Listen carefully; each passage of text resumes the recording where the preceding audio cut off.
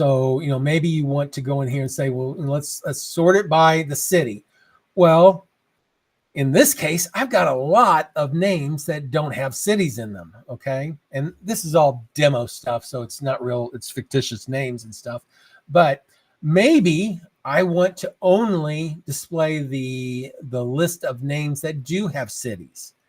Or maybe I want to say just the ones that don't have cities, so I can go in there and edit them and make sure the data is correct.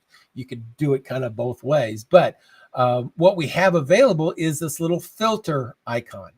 And it's kind of the same as this, but this is a column filter where we're sorting just by, or filtering just by this one column. Once we've narrowed it down to our top 100, now I want to filter, do a little bit more precise filtering. And so if I click on the little filter, I can still choose my sort A to Z, how I want to there. I can choose if I want to do some kind of text filter.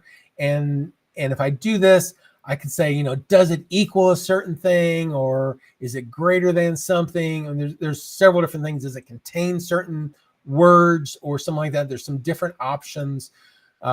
More advanced stuff that you probably don't need. But the other thing that you do have, if you don't use the text filters, which makes it really simple, is it will give you a list of all the different values that are in here and the ability to turn them on or off. So maybe I just want to say, well, I only want those addresses in here that are in Bolivar. Okay, so I can say select all.